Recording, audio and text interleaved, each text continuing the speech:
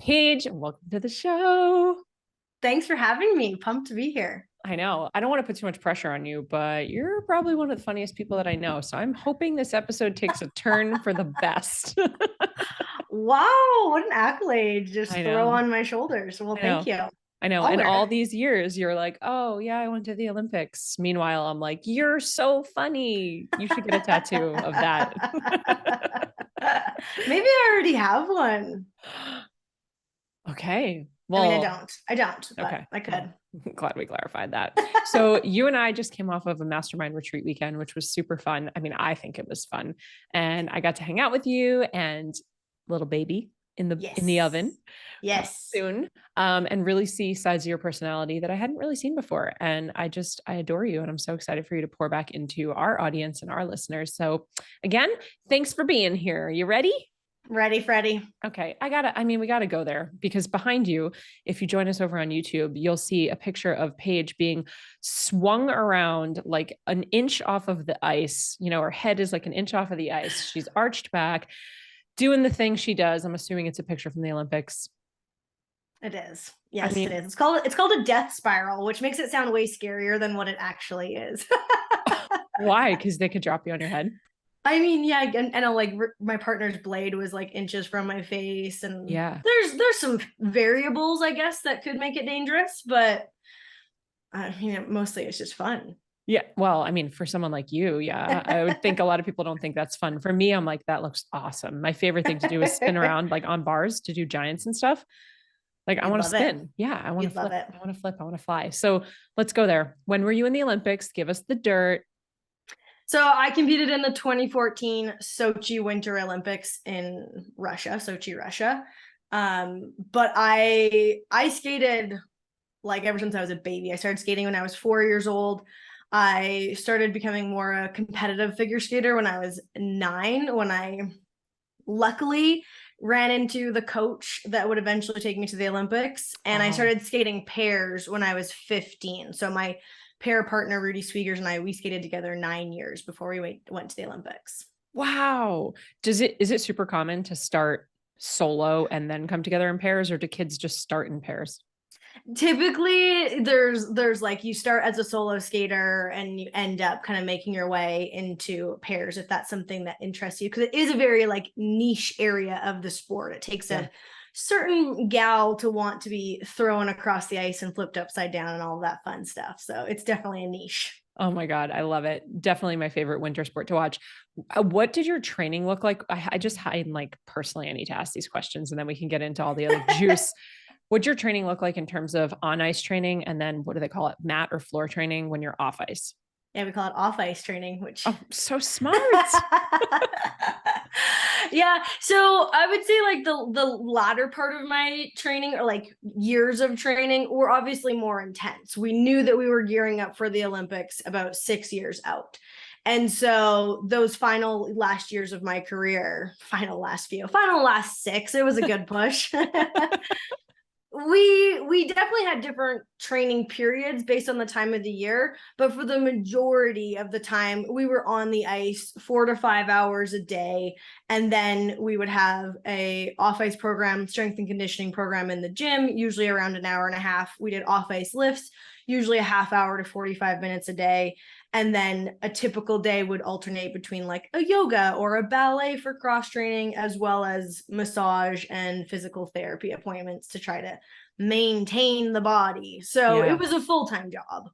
So curious. You're maintaining the body, which I did gymnastics up to college. So similar, but not Olympic level. Mhm. And so much of the focus is maintaining the body. At that point, when you're training for the Olympics, are you also maintaining the mind? Are you getting therapy, sports therapy? Are you in any sort of mindset coaching, performance coaching?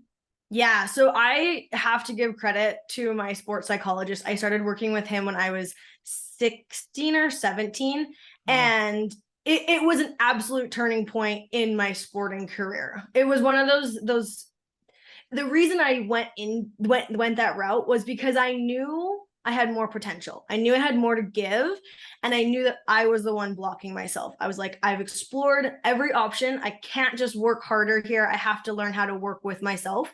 And so I sought out help in that area, and he was an absolute game changer. And is also the reason why I became so interested in the mental aspects of performance, and why some people crumble under pressure and some people really rise to the occasion, which laid the foundation for life after sport and the business I've created. It's obviously like a very shared interest. Yeah. But yeah, it was my through working with my sports psychologist that I really was able to step into my potential. Yeah. What are some of the things that you were working on with that sports psychologist? Is it, cracking under pressure, limiting beliefs, self-doubt, fear? Like what type of stuff are you working through? Or is it just everything? Yeah, depends on the moment, depends on the day. I mean, sport is such a great teacher, right? So at a young age, I was having all of these really intense experiences.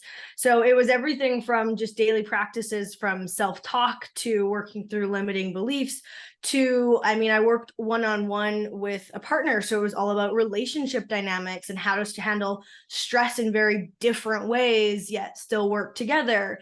And then obviously there's the no-brainers, like how to perform under pressure and how to prepare yourself for 9 years of training that comes down to 6 minutes of performing at an Olympic qualifying event, right? So it was a very intense moment that we didn't just walk blindly into with our fingers crossed, like, oh, hope it goes well.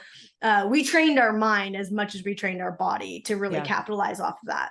Incredible. And I'm sure those things have been carried through your entire life, your relationships, your marriage, right? Like all of those things. Was your partner, your skating partner, also doing sort of the mental training as well? Yes, yes, he was. We were very unique and different individuals. And so the way that we approached training, the way that we approached each other and stress, I mean, it was just like you couldn't have picked two polar opposites. And so we both had to work really hard on ourselves, and we both had to work really hard on our relationship, which is an interesting component to sport. Is that a random pairing or did you pick each other? We were kind of in this unique situation because typically pair partners will get strategically partnered. Like coaches will arrange tryouts and put people together that they think will do well. And Rudy and I ended up together just based off of proximity. We grew up in the middle of nowhere in Canada. My town has 250 people. We were 2 hours to the closest city. And so Rudy and I were actually carpooling to the rink together. And to add on top of all of that, there's lefties and righties in sport. Lefties in figure skating are this like really tiny minority. And we just both happen to be lefties. I'm short. I was the right size.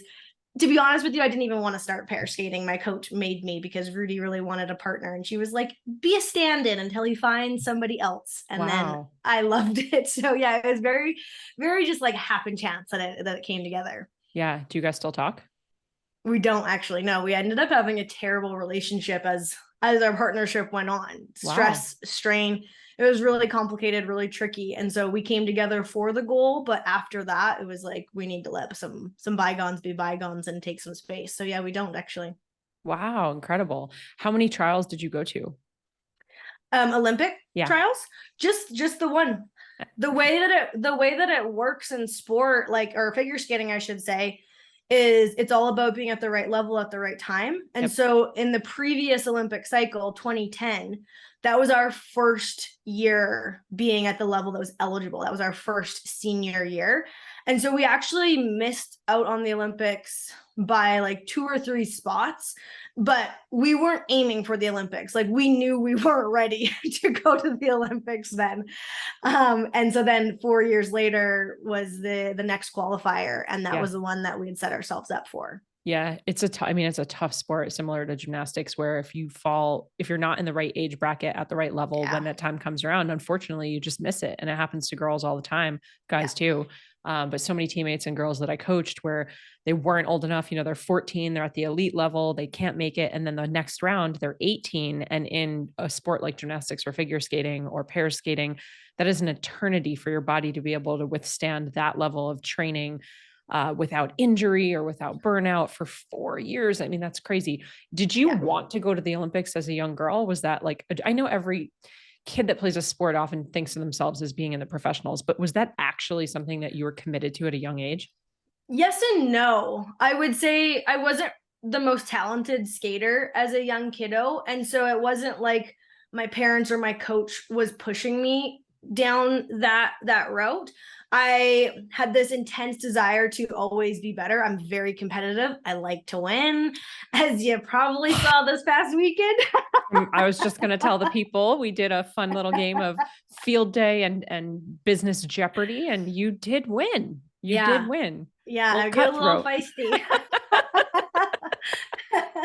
7 months pregnant and just waddling her way down the relays.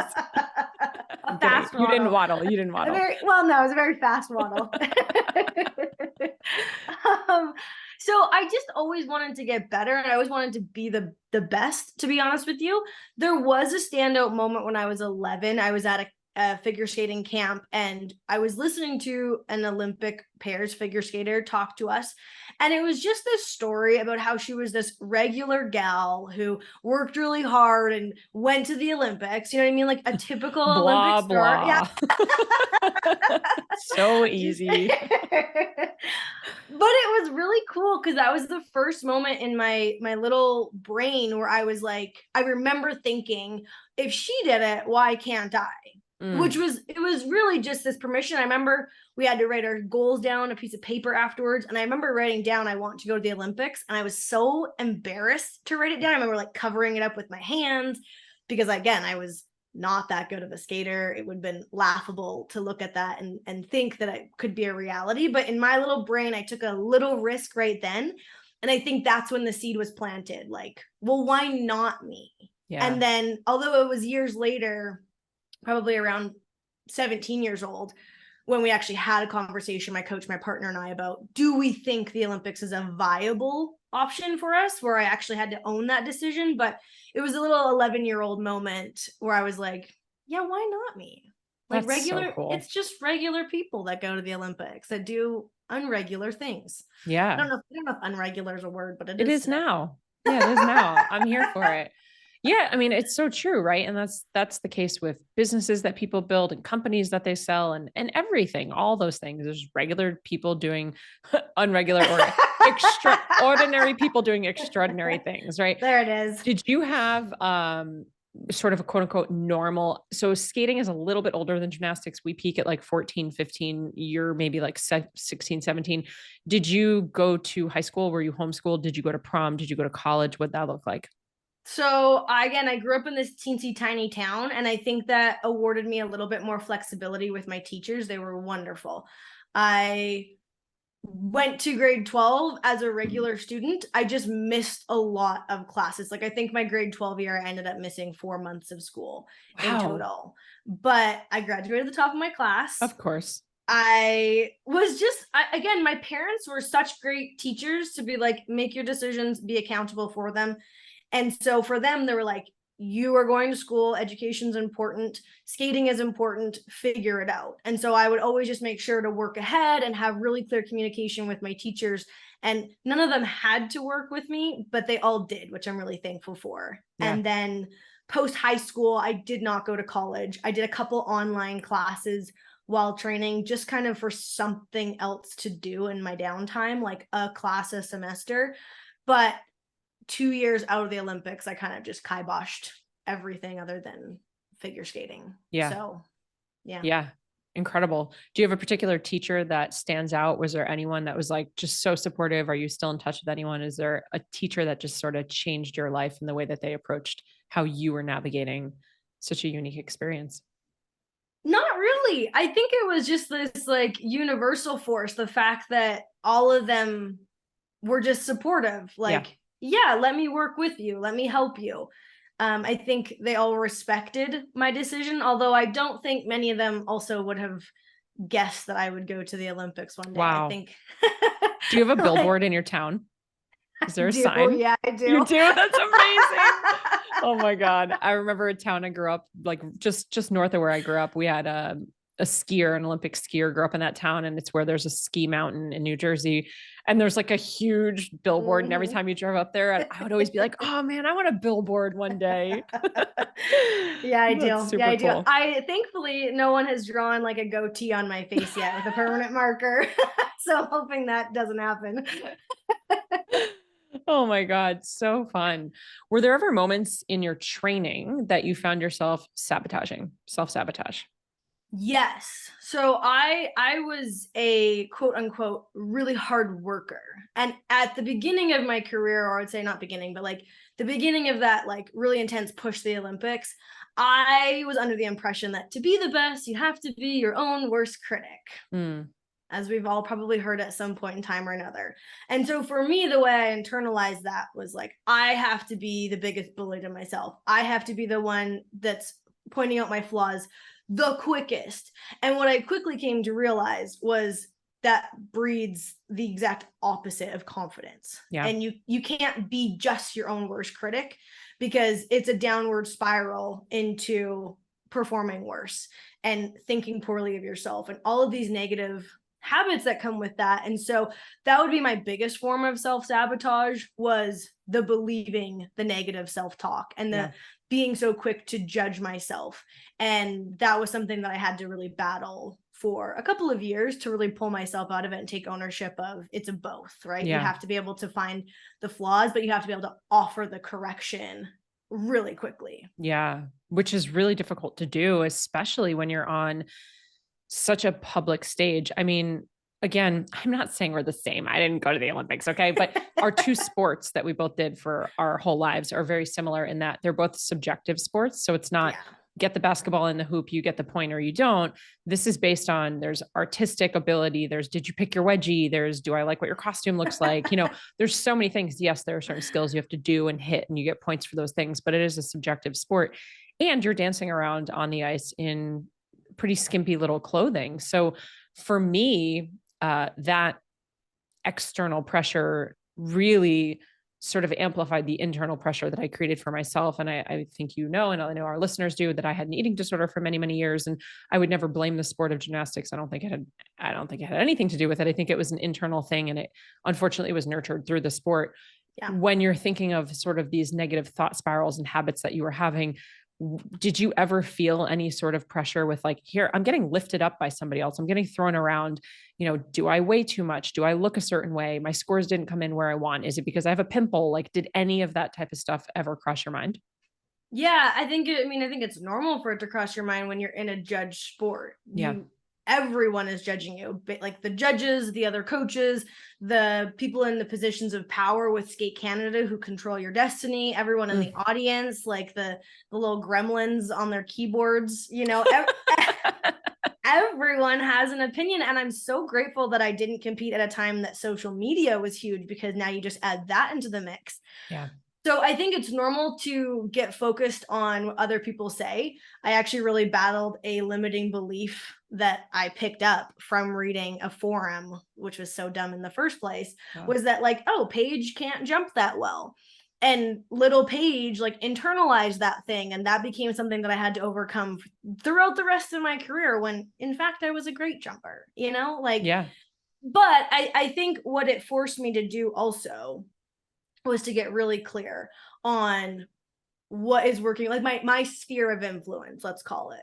What is going to work for me? What do I want to let come into my sphere? How can I make it work for me?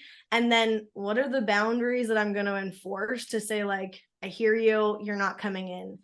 I actually came up with this like 3-step process for bringing in feedback or criticism into my bubble, because like I said, everyone and their dog has an opinion. And so for me, it was, is this coming from someone that I trust and respect? So right away, I'm turning off and dismissing anything from anyone that isn't in my circle of trust and respect. Yeah. If the answer was yes, though, if it came from someone I trusted and respect, regardless of how hurtful it was, like at one point in time, I got told that I had to lose weight if I wanted to be successful.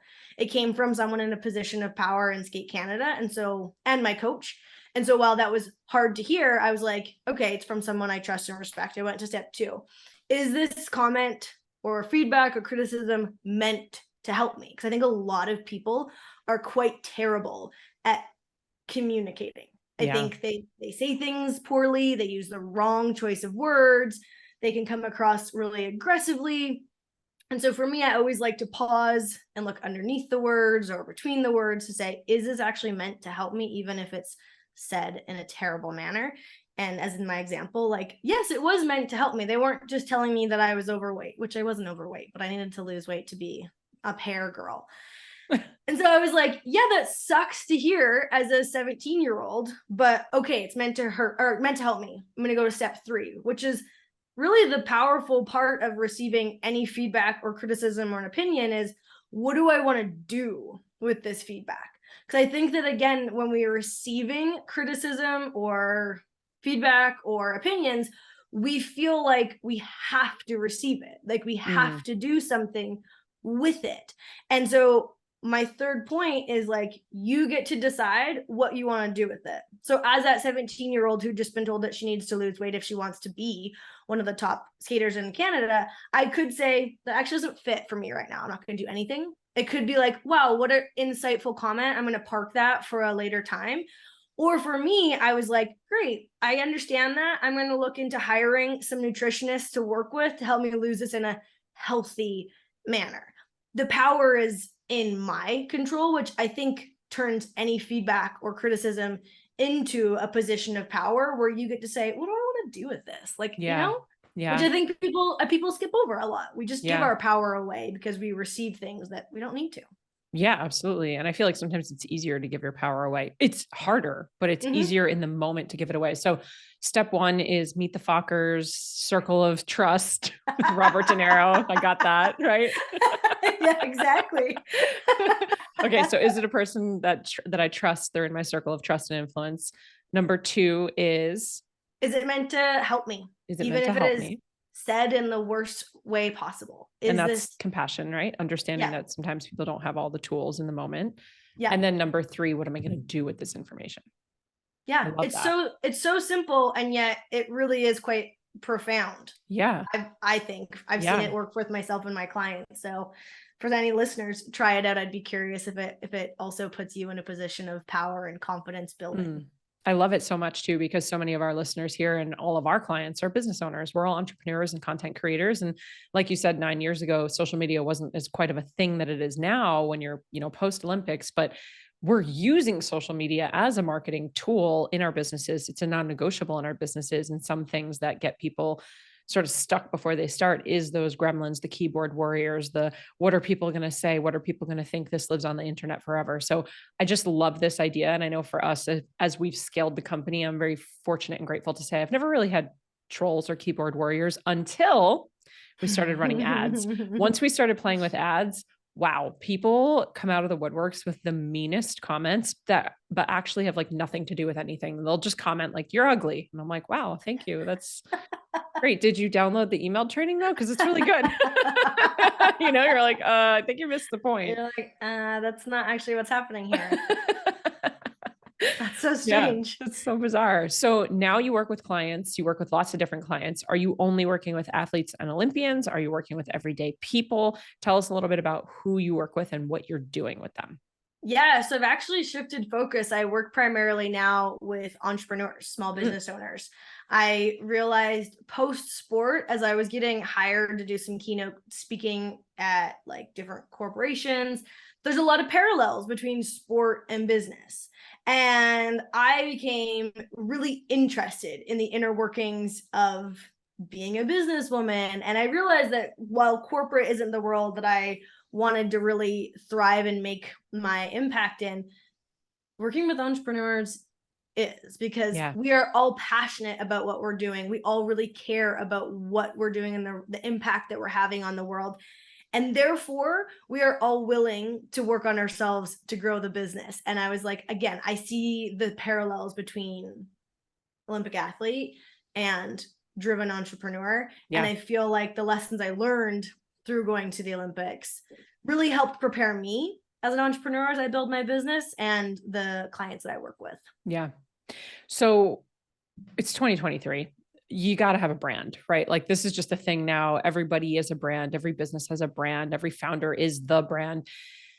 When we go back to sport for a second, having social media around while you're training and you're putting yourself out there, I can see as it's just massive distraction. There's so much pressure, right? But at the same time, do you think that it is easier now for an athlete, because athletes have now become these brands as well? It's no longer just your sport. You're sort of expected to show up in different arenas, and maybe you're doing sponsorship deals with different companies and you're speaking on stages and you're becoming a spokesperson and you're in this ambassador and people look up to you, and there's all sorts of stuff, right? Do you think that it's easier now for an athlete to kind of put their name on the map because they have something like social media and they can build this brand? Or do you think it's actually harder now? How important do you think that is kind of in the sport arena? Yeah, that's a tricky question because I think it's a double-edged sword. Yeah. Right. I got the opportunity to live in a vacuum world, this small siloed focus only on sport, which was amazing for my sporting career. Made transitioning out of my career trickier because I had been so isolated and I only had the one thing, which, presents some issues. That being said, athletes today, they're going to have better opportunity to cross-pollinate interest, to build this bigger than their sport brand. And they're also then going to have to walk the line of how to manage a brand while also trying to deal with the minute details of training to be the 1%, which is really tricky. To be in that extreme, to be in that really small world of the few that actually get to go to the Olympics. And so while I say I think that it offers some benefits as they transition out, I also think it presents a lot of challenges while they're in it. Yeah, beautifully said.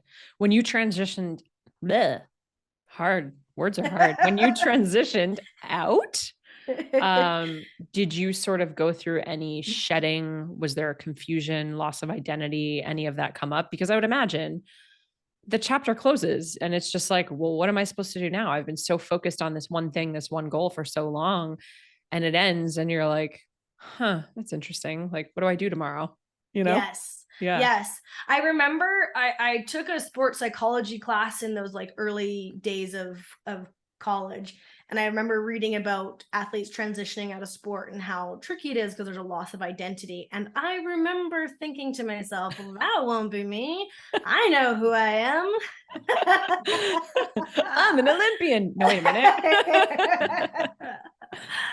And then I retired, and it was really tricky because my retirement happened quite shortly after the Olympic Games. So we went to the Olympics February 2014. We competed at Worlds a month later in March.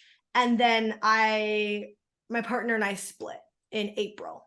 And so I quite literally went from the highest of highs, the pinnacle of my career, the point of my existence at that point in my life, to waking up and having no idea what my purpose was, what the point of that day was, who I was outside of skating, what I wanted to do with the rest of my life. I remember thinking, like, I've just achieved success. Like I out of everyone in the world, it sounds so silly now, but I'm like, out of everyone in the world, I got to do the thing. Like, and you're like achieve. 24 at the time?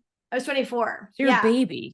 Yeah, I was. But I remember thinking, is it all downhill from here? How do I go the rest of my life and never have a mountaintop as high as the Olympics again? Like, wow, like, what is the point? Yeah. And it took me probably 2 years to really find my feet again. Wow. Again, luckily I had a great sports psychologist that we just started working together on rediscovering my purpose and creating a 10-year vision, and everything that I had done as a baby athlete was now doing as like a baby. I called myself like a normal person. Yeah. I mean, it's like astronaut syndrome. It's the same thing. Once you sort of go to the moon, you're like, what else is there to do, really? Yeah. Right? Like, yeah. I mean, it makes sense. So Now you're 9 years out from this, 10-year vision that you created. Yeah. How far off are you from what you created, from what you can remember?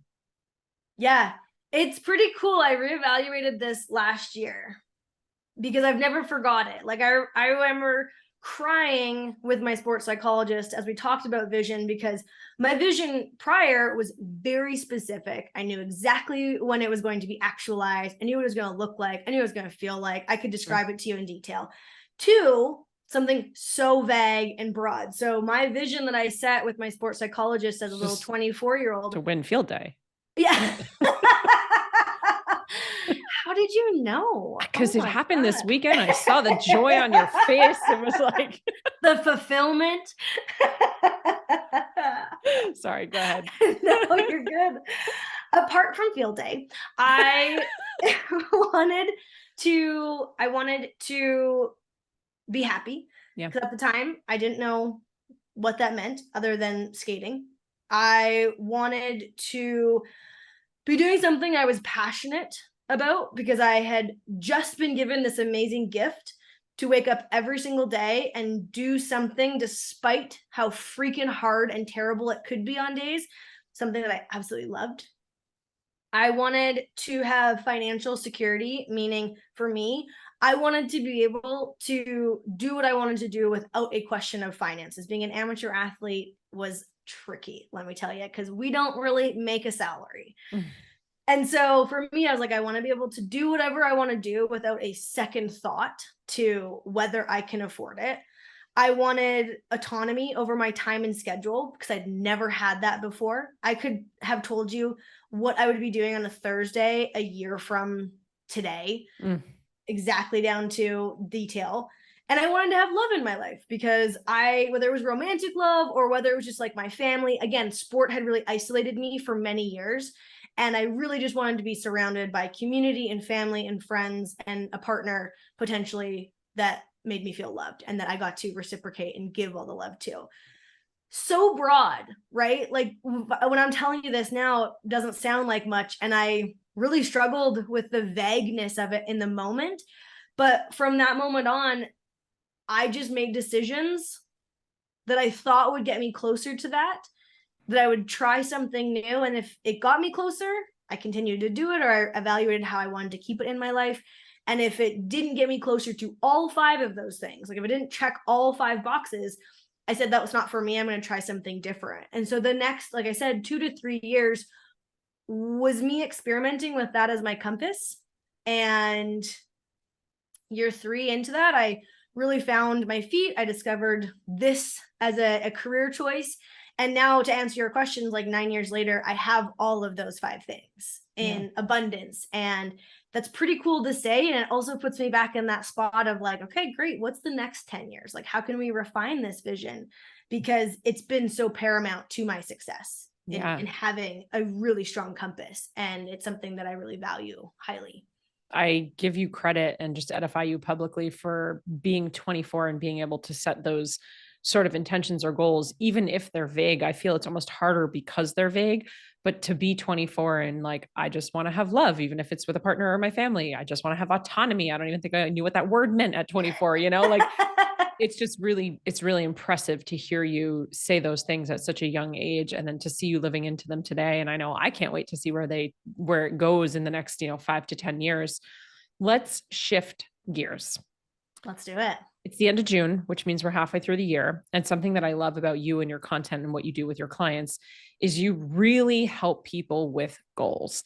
And I think as an Olympian, there's so much clout and credibility because you're the type of person who shows up and does the job every day, even when it's boring, even when there's shiny object syndrome, even when fill in the blank. So we're halfway through the year. Do you have any sort of tips, tricks, tools, or sort of exercises that our listeners can kind of take themselves through right now as sort of a mid-year check-in from the lens of business ownership? Yeah, absolutely. So I have a document that I can share with all of your listeners that kind of walks you through both a reflection and a little bit of a planning portion. Of course you do. I'm a goals fanatic, but here's why I am a goals fanatic, is because they work. And this is something that I know that you do as well. You reverse engineer results. And I think that so many people can complicate a process. We can complicate a wish or a desire. Question. Yeah. Why do we do that? No, really, like, why do we complicate it? Because I agree with you. I think that we create chaos. And I'm wondering if you have any insight as to why. I mean, I think it's an easy answer here in the sense that we're not taught how to set goals. We're not taught how to formulate really concrete plans of actions. That's at a very basic level, right? Like there's no class in high school or college that sets you up on how to go from A to Z. Z for my American friends.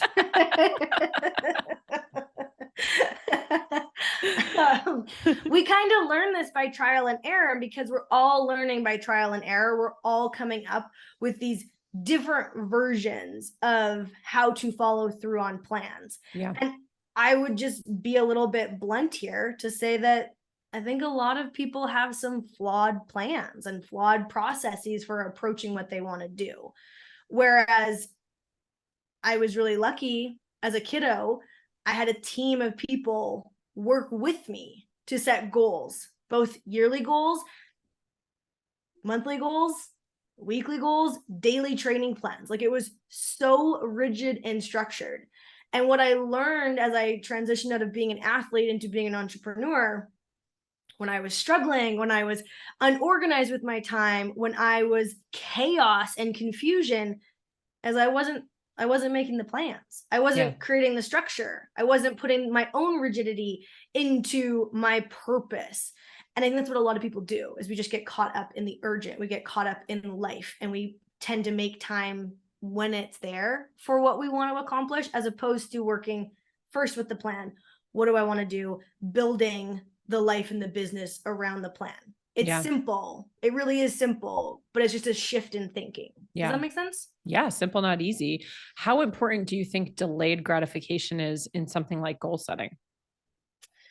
Yeah, it's a tricky one, isn't it? Because we all just want it. We all just want it right now. We want the feel goods. Yeah.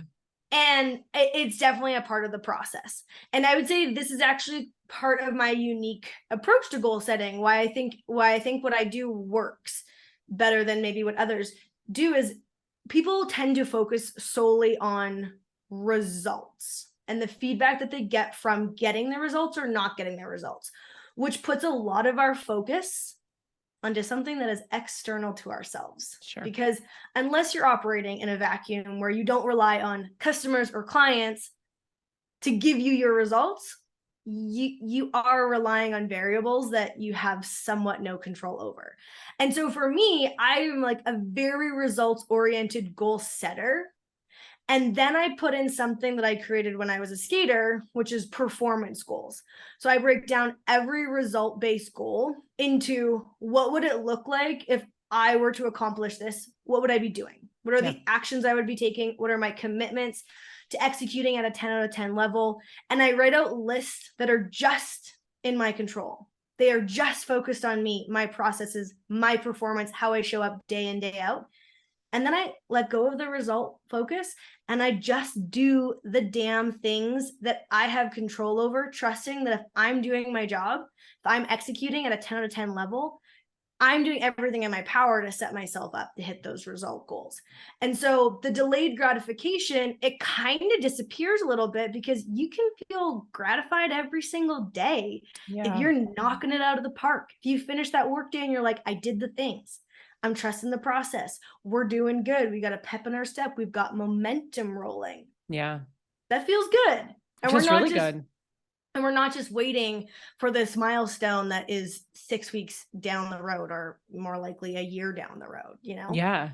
It's the idea of, I hate this saying so much, but when people Let say, me have it. Yeah, like, how do you eat an elephant? And it's one bite at a time. Because it's so gross, right? But like when you look at an elephant, which is the metaphor for a really big project, a really big goal, a really big result that you're trying to obtain or get to, it's super overwhelming and you could feel easily defeated. And even if you were to take a bite, oh God, if you were to take a bite, it feels like you're not getting anywhere. But when all you're focusing on is each day, my only job is to take one bite, then one day you look up and you're like, well, wow, let's switch from elephant to like just a really big piece of fruit because it's disgusting, right? So like a really big piece of cake. Yeah, cake, even better. Like just a massive Harold's Deli cake.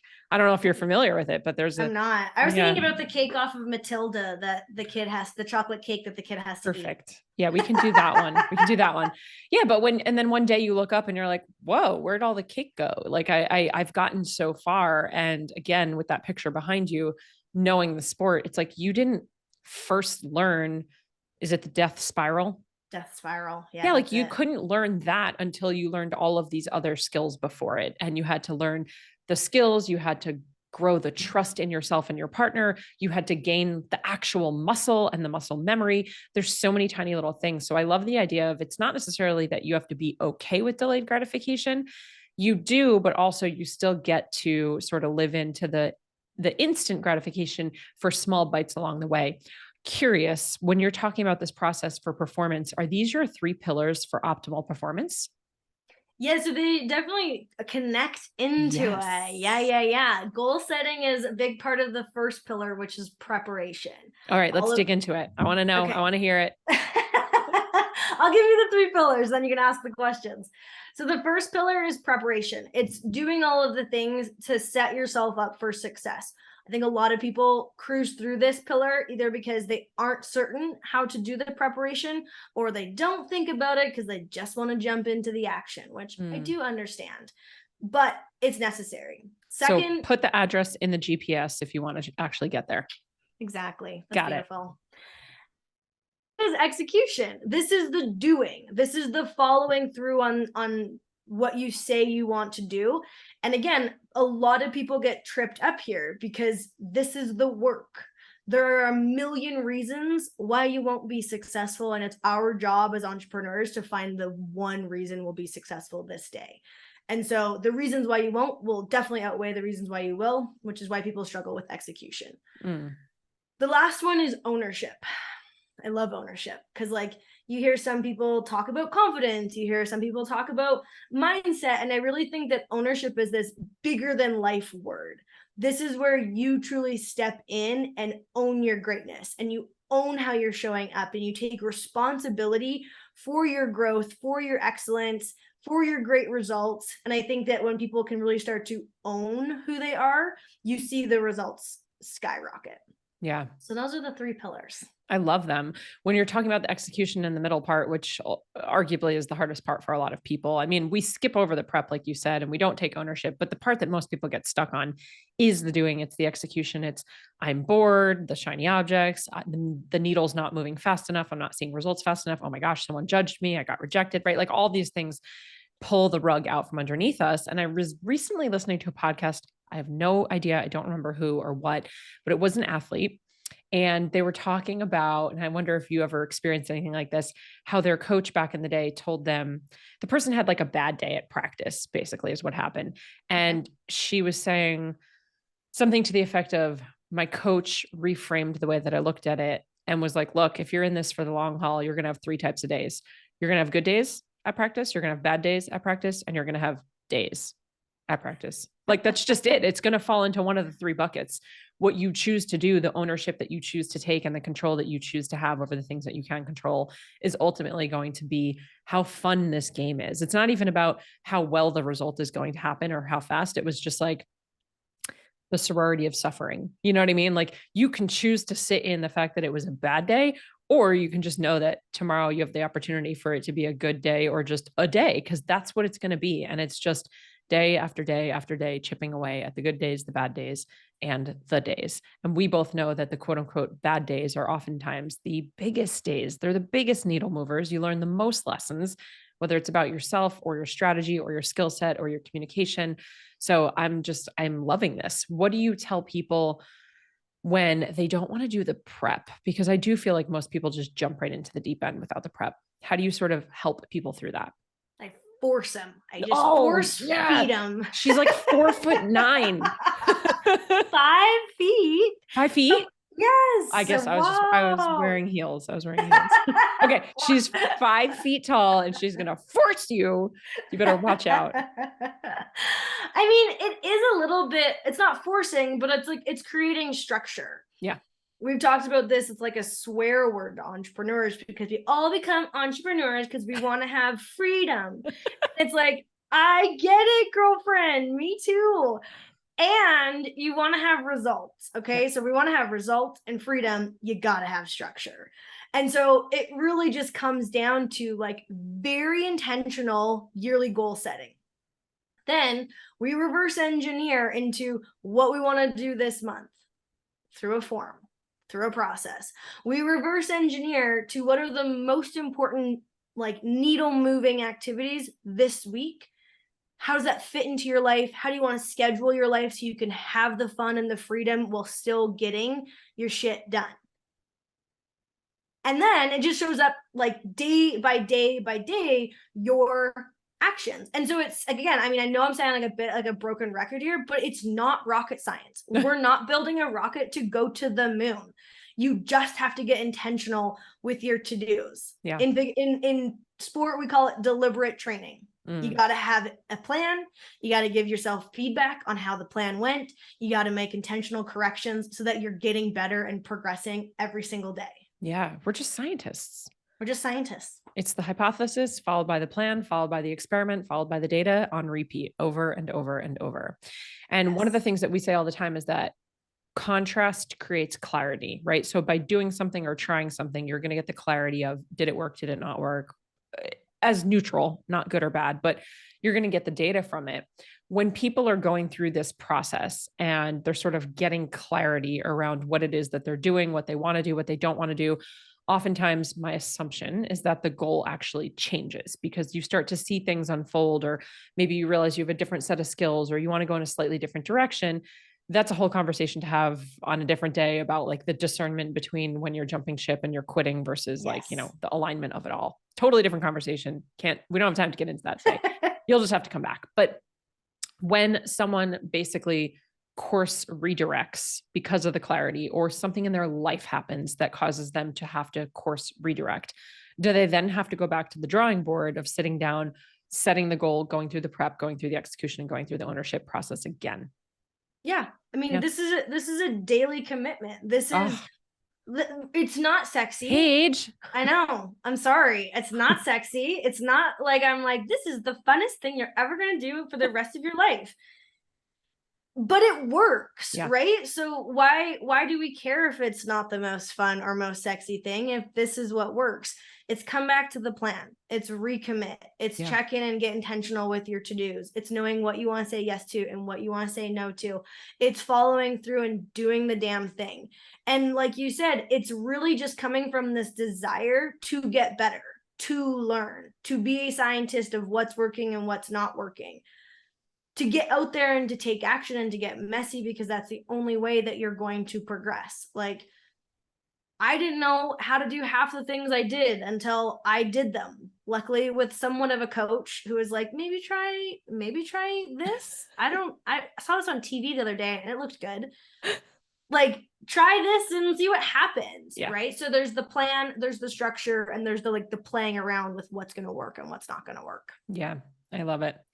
I've got a bunch of rapid fire questions for you, but before we get into that, where can people find you? How can they work with you? What do you have going on? We'll definitely drop that free download that you have for our sort of mid-year check-in reflection and planning. So we'll put that in the show notes, but pimp yourself out. Where can people find you? Who's working with you? What do you have going on? Oh, you can follow me on Instagram at Paige Lawrence Coaching. Come on over, give a little hi. I love connecting to people. I have the freebie that I'm going to offer you guys, which is really just an opportunity to check in on your own goals, dabble with a little bit of structure and a little bit of change of mindset and how you're approaching your goals. And other than that, I'm making a baby and writing a book that I'm hoping to release in 2024. So stay tuned for those developments. I love it. Just making a baby. So good. And writing a book. Do you have any idea what the book title is going to be yet? I don't have an idea of the book Yeah. title. Yeah. No. That's okay. We'll get there. What a Goals. teaser. What a teaser, hey? Well, I know I'm going to be downloading your mid-year check-in and going through that with the team. I think that's going to be a really fun exercise. So super grateful for your time. You ready for some rapid fires? Never been more ready in my life. Can't believe it's already been an hour. We just like didn't even get into anything fun yet. That's not true. Everything we talked about was fun. So aside from Blades of Glory, what's your favorite movie? Oh my gosh, Blades of Glory. What a blast from the past. Oh, rapid fire. I don't have a favorite movie. What's a decent movie? Like The Notebook? Okay, I see you. Mostly because Ryan Gosling's a babe in that one. I love it. What was your most hated, dreaded, or hardest skill on the ice? My triple toe loop. We have a love-hate Me too. relationship. You too? Yeah, it gets people. Triple toe. It gets people. You're too funny. Best piece of advice you've ever given?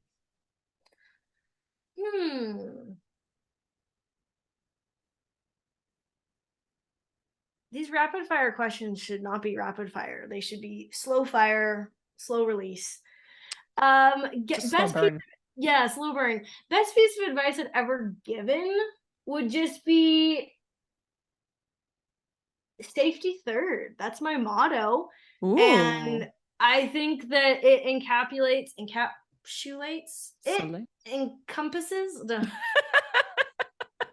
really covers a lot of ground.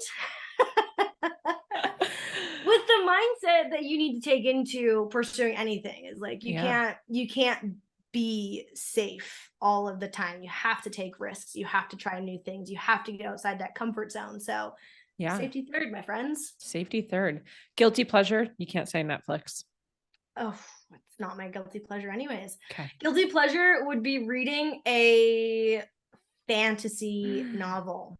Are you reading any right now? I just finished one called The Fourth Wing or something like that. It's pretty good. It's pretty okay. But I really have to be selective when I let myself read because I go tunnel vision and cannot do any other thing. Like I just become can't put it down. Yeah, I honestly just become like a waste of a little human. I just have to finish the book that I start. So yeah, love it. What's one thing that people get wrong about you? One thing people get wrong about me, my height, obviously. I knew you were going to say that. Yeah, I'm not 4'9", everyone. Okay. All right. 5 feet, whatever. I didn't mean to take those inches away from you. If I were to cut you a check for $50,000 that you had to use in or on your business, you could cut it up and split it apart or use it in one lump sum, but you had to use it tomorrow. What would you use it on? Tomorrow. Wow. I would use some of it on an editor for my book. I would use some of it in the launch rollout of the new book. I would. What else be on my business? I'd sign up for your next mastermind next year. Well, boom. There it was on the air. So I expect to see you in it next year. I'm so excited. I love you so much. I adore you. Last question. We named the company Digital Business Evolution because we believe that we're always evolving and growing. I think you believe the same thing. And our business really is a reflection of that growth that we have. So what is your next personal and or business evolution? I mean, I mentioned it, the book. Yeah. Number one, it's going to build and grow my brand awareness, but it's also really stretching me as a human being to be so vulnerable and to grow a skill set that I typically wouldn't say is one that I feel is a strength of mine. I would never call myself a writer, but I am writing and I'm excited to see where this growth takes me. Yeah, I can't wait. And I actually have one more because it just came up. What would you say your biggest, I don't want to say fear, you're birthing a book and you're birthing a child, and this is your first child. So do you have any like reservations or fears about sort of this new role? You're going through an identity shift again from like athlete to entrepreneur, and now you're adding mom to your resume. what's coming up with sort of how you're going to be running the business? Are things going to be changing? Or are you just like, I'm here for the ride? I used to fly over the ice. I'm fine. Oh my gosh. Talk about just just dropping it on you. Hitter for the last one. I would say I'm excited and apprehensive about learning how to juggle both. I've been exceptionally successful with a singular focus. Figure skating, going to the Olympics, building a business, getting it to the point where it's at right now. I've been really great at juggling the one thing while fitting in, my other priorities in life. And this is going to be an opportunity now where I have a child and family as a huge priority. Not that my husband is not a priority. We love you. We love you so much, but he can feed himself, and so having a baby as a huge main focus of my life, and also having my business growth, which is so important to me as a human. And so that will really be a stretch and a new challenge for me that I wouldn't say I'm scared of, but is definitely creating some apprehension and excitement in my life. Yeah. Well, if there's anyone that has the tools to do it, I know you got it. So I can't wait to watch it all unfold. I appreciate you so much for being here. If you loved this episode, which I know you did, make sure that you take a screenshot, share it out on social media, tag Paige at Paige Lawrence Coaching. Tag me at I am Jessica DeRose. Let us know what some of your takeaways were, your aha moments. There were some mic drops in here. I am personally loving the frameworks because, I love some good structure and frameworks because structure creates freedom. I'm just repeating what you said. I mean, don't point fingers at me. Don't point fingers at me. But as always, my friends, cheers to your next evolution. Paige, see you next time. Thank you so much for tuning in. If you loved this episode, I invite you to be a part of our ripple effect and share it with a friend. And please, if you feel called, take 30 seconds to leave a 5-star review, and I'll be forever grateful. Until next time, cheers to your evolution.